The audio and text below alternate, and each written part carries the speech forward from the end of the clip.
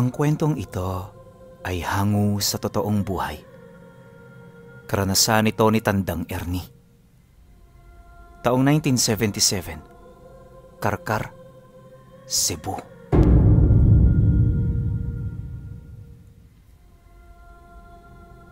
Sa edad na 12 anyos, natuto na si Tandang Ernie na manggamot ng mga karamdaman. Wala siyang pinagmulang maestro at ang lahat ng yon nagsimula noong may nakita siyang kumikinang na bato sa ilog.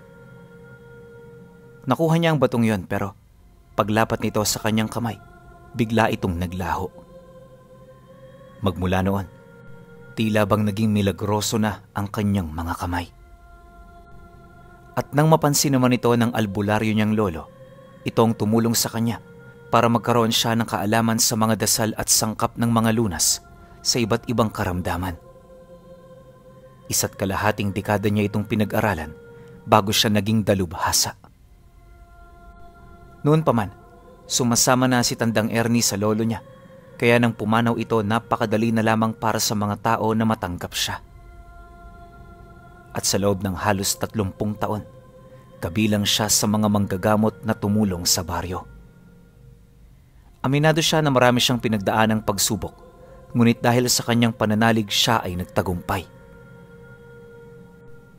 At sa pagsapit ng taong ito, medyo may katandaan na si Tandang Ernie. Nasa 70 taong gulang na siya noon at ang kinakasama naman niya nasa 60. May 3 silang anak at lahat yon may kanya-kanya na ring pamilya. Kaya naman silang 2 na lamang ang naiwan sa bahay nila. Wala mang umaalalay, sanay na sila sa ganoong sitwasyon. Para kay Tandang Ernie, normal lang ang ganoong pangyayari dahil tadhana ng mga anak na iwan ang kanilang mga magulang kapag sila'y matanda na. Marami man silang pangangailangan, kahit papaano nagagawa niya itong matustusan. Laking pasasalamat niya dahil may mga pasyente siyang nagbibigay ng donasyon sa kanila. Ito ang malimit nilang pantawid gutom sa tuwing sila ay kinakapos. Dagdag pa niya na nagbibigay naman ang mga anak nila, kaya kahit simple at mahirap ang kanilang pamumuhay, hindi sila nagugutom. At kahit luma na ang kanilang tahanan, nananatili itong matatag sa kahit na anong kalamidad. Wala rin silang iniindang karamdaman at para sa kanya, yon ang tunay na kayamanan at kasaganahan. Dahil sa ganoong sitwasyon, wala siyang balak na tumigil sa kanyang mga nasimulan. Sa paglipas ng mga buwan, marami siyang nakilalang tao na nagtatangan ng malulubhang karamdaman. Kung hindi binarang, naengkanto ang mga ito o di naman kaya'y biktima ng yanggaw ng aswang. Komplikado ang mga ganoong sakit pinuno, pero dahil sa hinubog na ng panahon ng kanyang talento, kaya naman napakadali na lamang nito. Ayon sa mga albularyong nakasaksi sa kanyang ginagawa, na kung titingnan napakadali lang nitong gawin, pero kapag sinusubukan na nila ito, napaka-imposible na ito ay malunasan pa. Kaya naman sa maraming baryo sa Karkar, si Tandang Ernie talaga ang malimit na dinarayo ng mga taong may karamdaman. Lahat yon napapagaling niya at ni minsan wala pa siyang binigong pasyente. Dahil dito, kung kaya't naging panatag siya hanggang sa nakatagpo siya ng isang dalagang pasyente na nasa bingit na ng kamatayan. Ayon sa mga magulang ng biktima, kung kani-kanino na nila ito dinala pero walang nakatulong dito. Mag-iisang taon na rin itong nasa ganoong sitwasyon, kaya marami sa mga albularyo ang hindi na umaasang makakaligtas ang dalaga. Nang marinig naman ito ni Ernie, medyo naintriga siya kasi ramdam niya na namumukod tangi ang karamdaman nitong tangan. Dala ng kuryosidad, pinatuloy niya ito ng walang pagdadalawang isip sa kanyang tahanan. Natutulog pa noon ang dalaga, kaya hindi niya ito nakausap. Pero kahit wala siyang ideya, sinimulan niya ang mga bagay na malimit niyang ginagawa. Una, hinanap niya ang pulso nito. Inusalan ito ng puder bago ito tawasin. Ilang beses din niya itong pinaikutan ng kandila habang patuloy itong dinadasalan. Matapos naman niya yung gawin, Inilagay niya sa tubig ang naipong luha ng kandila para malaman ang mensahe na dala-dala nito. Ngunit pagdungaw niya sa tubig, wala siyang nakita. Sabog-sabog ang kandila na para bang hindi nito kayang iparating ang ibig nila. Kaya nung makita ito ni Tandang Ernie, nagpasya siya na hintayin na munang magising ang dalaga. Aminado kasi siya na bago ito sa kanya, kaya hindi siya nagpapadalos-dalos. Kalahating oras pa ang lumipas, bumalik na ang kamalayan nito. Ang kaso, paghawak niya sa pulso nito, wala siyang naramdamang pumipintig. Dapat aktibo ang puso ng dalagang yon, lalo pat punong-puno ng buhay ang katawan nito. Ang kaso lang hindi yun ang nangyari, kaya pakiramdam niya, binabalot ng misteryo ang sakit nito. Ilang minuto pa ang lumipas, sinimulan na niyang kausapin ng dalaga. Yun nga lang, habang nagkakatitigan sila, panayang pagbaling ng tingin nito sa ibang lugar. May mga pagkakataong humihinga rin ito ng malalim, kaya naman sa katagalan na pagtanto niya na merong kakaiba sa katawan nito. Ano man yun, maganda ang pagkakatago nito sa katawan ng biktima. Matapos niya itong mapagtanto, kinausap niya ang ama nito ukol dito. Humingi rin siya ng pabor na kung maaari itali nila ang anak nito. May kutob kasi siyang magwawala yon kapag sinimulan na niya ang kanyang engkantasyon. Nang marinig naman ito ng lalaki, kahit nag-aalala, minabuti nitong sundin ang payo niya. Pagbalik nila sa silid, agad nitong nilapitan ang kanyang anak habang sinisenyasan ang panganay nitong lalaki na igapos ang mga paa nito. Maya-maya pa, nang maramdaman niyo ng dalaga, dito na ito nagpumiglas. Pilit nitong iniaalis ang tali pero wala rin yung nagawa dahil sa pinagtulungan na nila ito. Matapos naman nila itong magapos, agad siyang gumawa ng marka sa sahig gamit ang dakot-dakot na asin. Naglagay din siya ng kandila at isinara niya ang lahat ng bintana at pintong nasa paligid nila. Pagkatapos nun, inutusan niyang manahimik ang pamilya ng dalaga. Sagrado ang ritual na gagawin niya at naniniwala siya ito lang ang makapagbibigay ng kasagutan ukol sa karamdaman nitong balot na balot ng misteryo. Ano man ang makikita ninyo, iwan nyo rito. Wala kayo nitong dapat pagsabihan dahil ang inyong mga masisilayan nagdadala ng kamalasan sa iba. Kahit sa inyo posible magkaroon ng rebuelta kung ipagsasawalang bahala nyo ito. Wika ni Tandang Ernie bago niya simulan ang ritual. Nang marinig naman niyo ng padre de pamilya, agad itong sumang-ayon. Inabisuhan din ito ang mga anak niya na tandaan ang mga payo niya. Dahil sa sinabi nito, hindi na siya nagsalita, bagkus agad na niyang sinimula ng ritual. Ayon sa kanya, hindi pa man nagtatagal ang pagdarasal niya, kapansin-pansin na ang hindi pangkaraniwang kilos ng dalaga. Maya-maya pa, dito na ito nagsisisigaw na parabang may kung anong nangyayari rito. Sumusuka na rin yun ng dugo kasabay ng unti-unting pagkabiyak ng balat nito. Nang masipat naman yun ni Tandang Ernie, hindi siya nagpatinag. Ipinagpatuloy niya kung ano ang nasimulan niya hanggang sa dito na unti-unting sumuka ng napakaitim na likido ang dalaga. May mga kasama itong damo, tapos tumpok-tumpok na putik. Dumumi na rin ito at umihi, kaya naman biglang nabalot ng napakabahong amoy ang loob ng silid. Ngunit sa kabila nito, hindi siya nagpatinag. Itinuloy-tuloy niya ang ritual hanggang sa muli itong sumigaw ng lakas bago ito tuluyang nawala ng ulirat. Pagkahimatay nito, agad namang tumigil ang kanyang paghinga.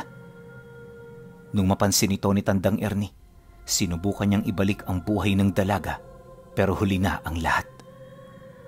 Wala na siyang nagawa at kahit labag sa kanyang loob, inilahad niya sa pamilya na wala na ito. Anya, maaaring matagal na itong pumanaw at tanging binubuhay na lamang yon ang karunungang iniwan dito ng nilalang na ng biktima. Masakit man itong marinig pero naniniwala siya na yon ang katotohanang kailangan nilang tanggapin.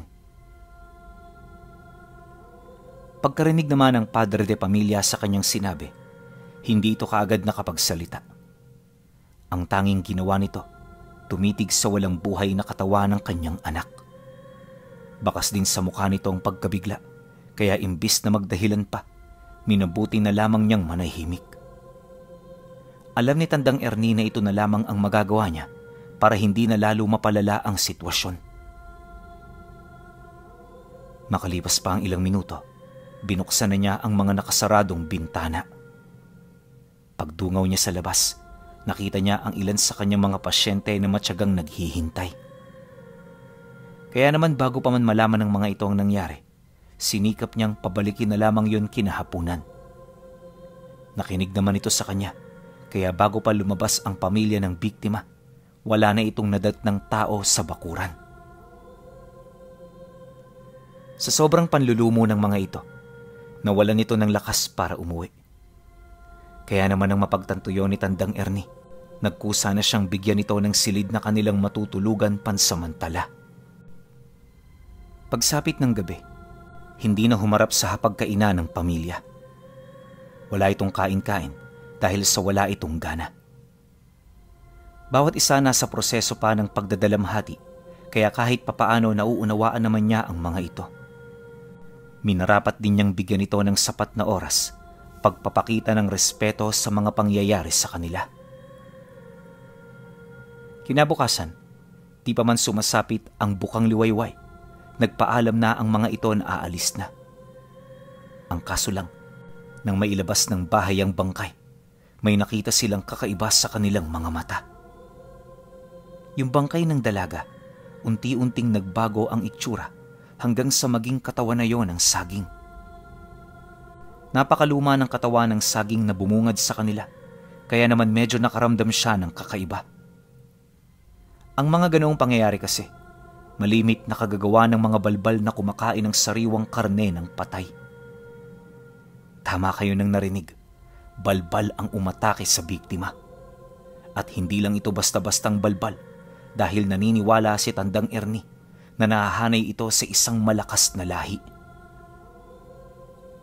Marahil matagal na nitong nakuha ang totoong katawan ng dalaga at para maitago ang kanilang mga ginawa, inilipat nila ang kalahati ng wisyo nito sa katagang ginamitan nila ng sabulag. Dagdag pa niya na, ang ganoong karunungan ay malalim at hindi biro, kaya hinihikayat niya ang mga ito na magdoble ingat. Dahil sa kanyang sinabi, hindi na nagdesisyon pang umalis ang pamilya. Sa sobrang takot kasi nila, nagdesisyon silang doon na ilibing sa bahay niya yung naiwang labi ng mahal nila sa buhay. Nakiusap din ng ama nito na kung maaari sila roong mamalagi ng 1 linggo para lamang makalimutan ang kanilang mga nasilayan. Ngunit nang marinig ito ni Tandang Ernie, hindi niya ito pinahintulutan. At sa halip na sa bahay niya ito manuluyan, sinamahan niya ito patungo sa kaibigan niyang nakatira sa unahang bahagi ng bahay niya. Malapit ito sa kanya at ni minsan hindi pa nito tinanggihan ang pakiusap niya. Alam niyo kasi Pinuno, ilang beses na rin itong natulungan ni Tandang Ernie. At kung di dahil sa kanya, baka matagal na ring nakalibing ang kinakasama nito. Pagtitigan nila roon, kagaya ng inaasahan, agad nitong pinaunlakan ang kanyang pakiusap. Ito rin ang nagbigay ng silid para sa pamilya at tumulong na rin ito sa paglagay nung namatay nitong kamag-anak. Halos 2 gabi rin nilang pinaglamayan ang puno ng saging bago nila ito ilibing sa nyugan. Matapos ang pangyayari, dito na sinimulang limutin ng mga kamag-anak ang kagimbal-gimbal nilang karanasan. Akala noon ni Tandang Ernie, magtutuloy-tuloy na ito. Pero 2 araw bago sumapit ang linggo ng pag-alis nito, merong nangyaring hindi inaasahan. Ayon kay Tandang Ernie, dapit hapon na noon nang may maramdaman siyang kakaibang presensya na dumaan sa harapan ng bahay niya. Unang beses itong nangyari, kaya naman dali-dali siyang dumungaw. Pagsilay niya sa labas, may nakita siyang isang matandang babae na nakamasid sa kabilang ibayo ng daan. May hawak-hawak itong itim na rosaryo, tapos may balabal itong nakapatong sa kanyang ulo. Nakapaalang din ito, at ang malala pa, marami itong kakaibang sugat sa katawan niya. Basta ang itsura nito, mas masahol pa sa pulubi na pagala-gala sa kung saan-saan. Ngunit habang pinagmamasdan niyo ni Tandang Ernie, alam niya na hindi ito ordinaryong tao. Ang presensya kasi ng nilalang, sapat na para lumusaw ng dahan-dahan sa kanyang puder. Matapos naman niya yung maramdaman, di siya nag-alangang lumabas habang paulit-ulit itong sinisigawan. Yun nga lang, bago pa man niya mabuksan ang pinto ng bakuran, naglaho na ito na parang bula.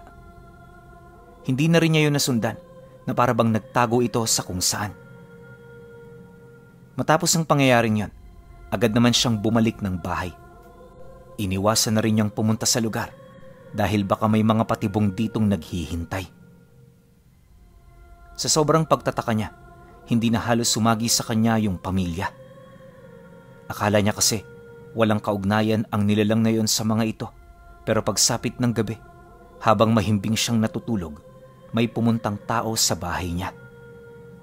Katok ito ng katok at base sa kilos nito, parang may nangyayaring hindi kaaya-aya. Nang marinig naman yun ni Tandang Ernie, agad niya yung binuksan. Pamilyar kasi ang boses nito at kung hindi siya nagkakamali, boses ito ng kanyang kaibigan. Pagbukas niya ng pinto, nakita niya itong nanginginig ang katawan habang may mga bakas ng dugo sa katawan. Bakas din sa mukha nito ang matinding takot. Ano ang nangyari, boy? Bakit takot na takot ka? Gulat na tanong niya. Nang marinig nito ang kanyang sinabi, hindi na muna ito sumagot, bagkus ang ginawa nito mabilis na pumasok sa loob, sabay sarado ng pinto. Pagtahimik naman ng paligid, mangiyak-ngiyak na itong naglahad ukol sa mga nangyari. Yung pamilyang pinatira mo sa bahay, inatake ng demonyo. Hindi ko alam kung ano to, pero napakalayo nun sa pagiging isang ordinaryong tao. Lahat sila natangay, at ang naiwan sa bahay, yung mag-iina ko lang. Di ko rin maisip kung paano yun doon nakapasok eh. Kayong ang bahay namin, bendisyonado ng simbahan at may mga pangontrang nakasabit. Manoy Ernie, hindi ko na alam ang gagawin ko. Dahil sa sinabi nito, agad naman siyang napatahimik. Sa puntong yon, ramdam niya ang pagtigil ng oras, dala ng matinding takot at pag-aalala. Nagkakaroon na rin siya ng mga pagsisisi sa loob niya dahil aminado siya na nagpakakampante siya. Ilang minuto pa ang lumipas nang magkaroon na siya ng lakas ng loob. Umalis siya ng bahay kasama ang kaibigan niya. Pagdating nila sa tahanan nito, dito niya nakita ang malaking butas ng bahay na siyang dinaanan ng nilalang. Wala siyang ideya kung papaano nito nasira ang dingding, gayong gawa yun sa purong kahoy. At ang mas nakakapangilabot pa, may nakita siyang bakas ng kuko na tumagos dito. Hindi yun pangkaraniwang kuko ng aswang, gawa ng napakahaba nun tapos napakatalas. Kahit nga gabunan, di siya naniniwalang makakatagos dito ng ganun-ganun lang. Kaya imbis na sundan ito, minabuti niya na tumigil na muna sa bahay ng kanyang kaibigan. Inabisuhan niya ito na huwag ipakalat ang tungkol sa mga nangyari dahil hindi pa tapos ang problemang nararanasan nila. Inutusan din niya yung pumunta sa bahay ng mga albularyong kakilala nila para humingi ng tulong. Nang marinig nito ang kanyang sinabi, agad yung napatanong ukol sa kanyang binabalak. Napansin kasi nitong panayang pagsipat niya sa kakahuyan na nasa likod lang ng bahay nito. Kung ano ang iniisip mo, yon ang gagawin ko. Hindi ko pwedeng pabayaan ang pamilyang yon dahil kagaya mo mahalaga rin sila. Kasalanan ko rin kung bakit sila nakuha ng demonyong yon, kaya tungkulin ko na iligtas sila anuman ang mangyari. Nakikiusap ako sa iyo. Sundin mo na lang ang mga sinasabi ko. Wika niya sa lalaki. Dahil sa kanyang sinabi, Hindi na yon nakapagtanong pa. Mahirap man para rito na kumilos matapos ang mga pangyayari, naglakas loob itong pumunta ng baryo para sunduin ang mga kaibigan nitong albularyo. Bandang 3:00 na nang makabalik ito, kasama ang 3 niyang kaibigan. Kagaya niya, matagal na rin yun sa larangan ng lihim na karunungan, pero sa kanilang 4, di hamak na siya ang may kasanayan. Pagpasok ng mga ito sa loob ng bahay, kagad itong napatanong ukol sa nangyari roon. Kahit kasi sinabi na yon ng inutusan niya, di pa rin makapaniwala ang mga ito. Nang marinig naman yon ni Tandang Ernie, siya na mismo ang nagpatotoo nito. Inabisuhan din niya ang mga kasama niya na wala silang dapat na ipagduda sa mga nangyari. Mariin din niyang inilahad, seryoso ang kalaban nila, kaya wag na wag silang magbibiro. Dahil sa kanyang sinabi, hindi na nakaimik ang 3. Mula noon, bawat katagang lumalabas sa kanyang bibig, pinaniniwalaan na ng mga ito. Pagpatak naman ng 5:00, kumilos na ang grupo. Hindi sila sigurado pero kinukutuban sila na pumunta ang nilalang na hinahanap nila sa gubat na malapit lang sa bahay ng kaibigan niya. Alam kasi nila na hindi ito basta-bastang makakalayo, lalo pat may mga kasama itong biktima. Dahil dito, naging masigasig ang paghahanap nila. At habang patagal ng patagal sila sa gubat, paunti-unti na nilang nararamdaman ang naiwang bakas ng nilalang. 4 na oras pa ang dumaan, napadpad sila sa liblib at madilim nitong bahagi. Isipin ninyo kahit umagang-umaga na, napakadilim pa rin sa lugar na yon. Masyado kasing marami ang nabubuhay ditong puno na halos magkadikit-dikit na sa bawat isa. At sa ilalim naman ng mga punong yon, nabubuhay ang iba't ibang uri ng halaman at mga baging. May mga hayop din ditong naninirahan, kaya nung makapasok sila, di nila maipagkakaila na naggambala nila ang pananahimik nito. Sa bungad pa lang din ng lugar, marami na silang napatay na mga sawa at ahas. Hindi man nila ito gusto, pero kinakailangan nila itong gawin upang mapanatili ang kaligtasan ng bawat isa. Pagkatapos nila yung maubos, umusad na sila para hanapin ang mga pakay nila. Ilang oras din sila ritong nagpaikot-ikot hanggang sa marating nila ang bahagi nito kung saan may nakita silang malalapot na sapot. Ilang metro mula sa mga sapot na yan, bumungad sa kanila ang labi ng pamilyang tinangay ng nilalang. Bagaman wala na yung mga ulo, ang naging basihan nila ay ang mga kasuotan nito.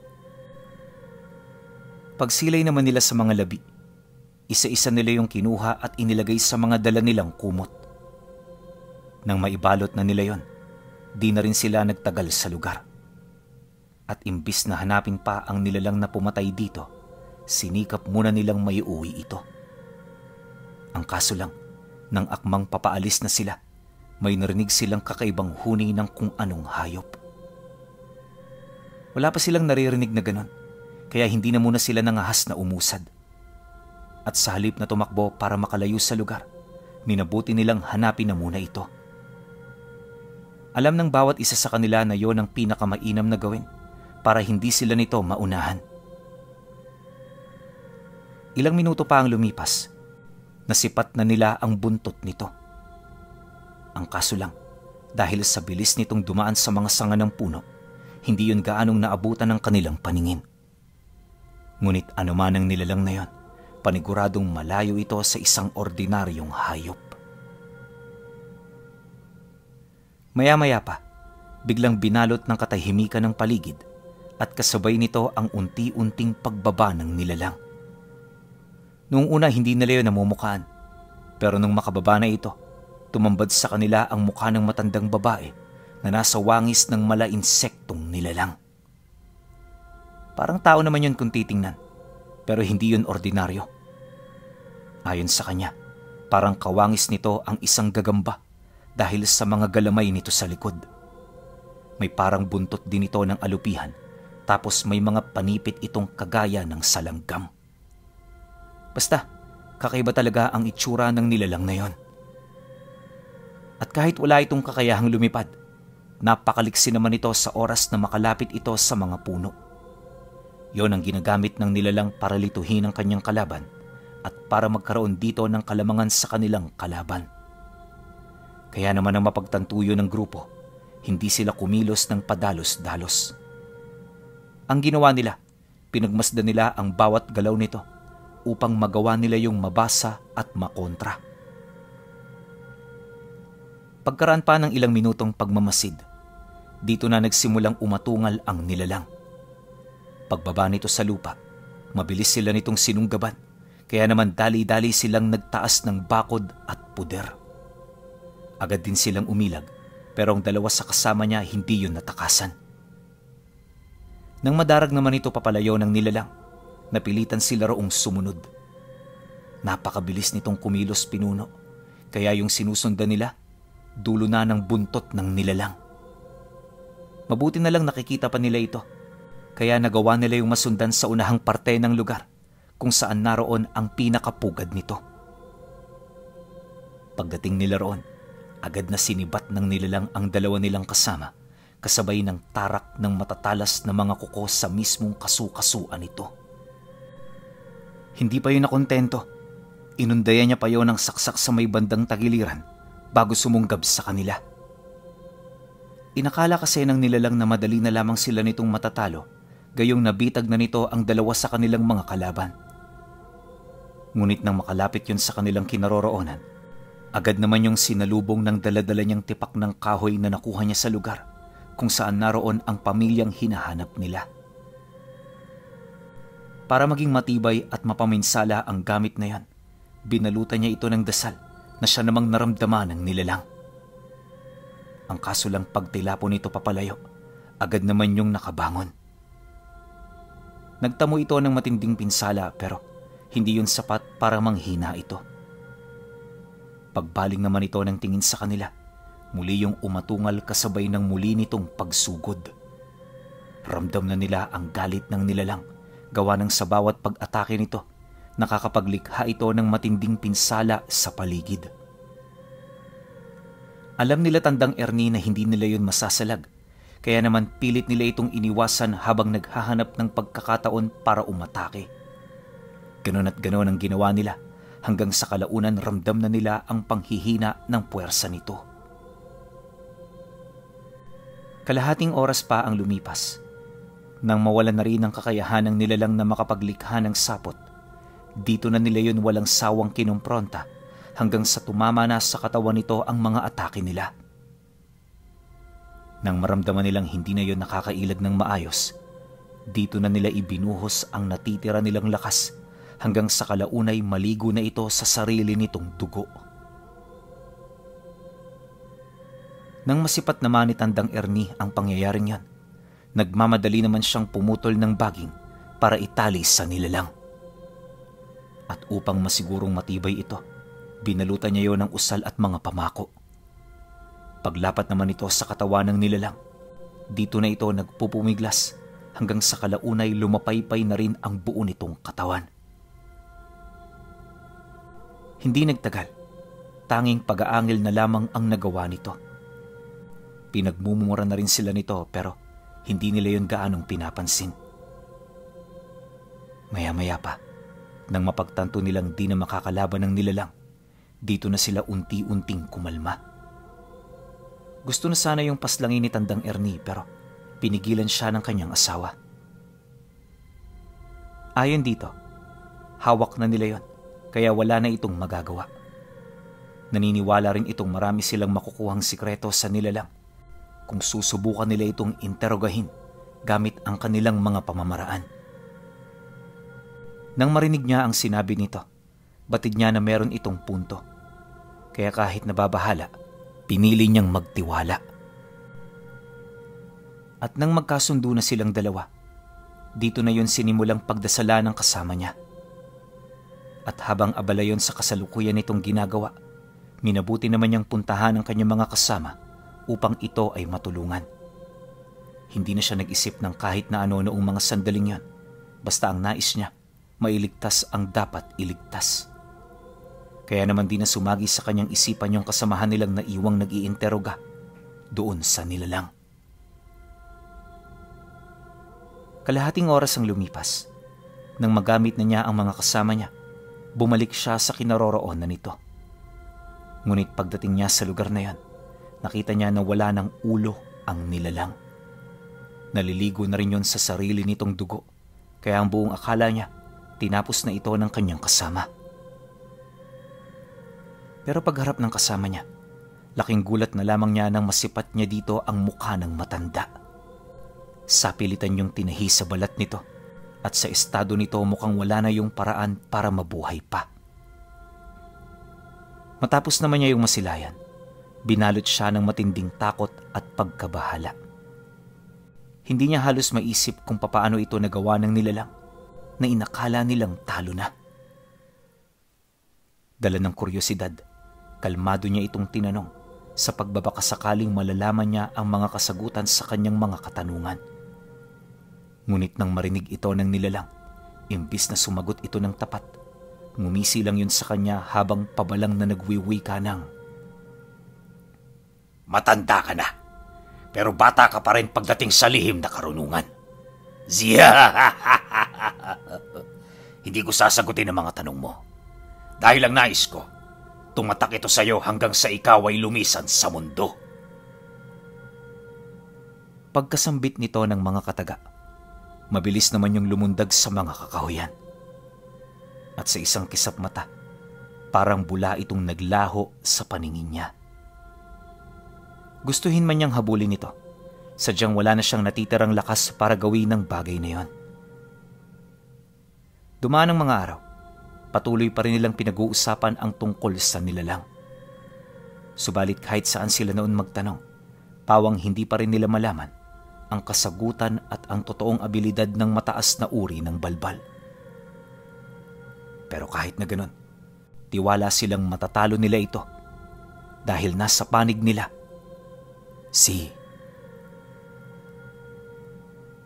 Tandang Ernie at ang milagroso nitong mga kamay.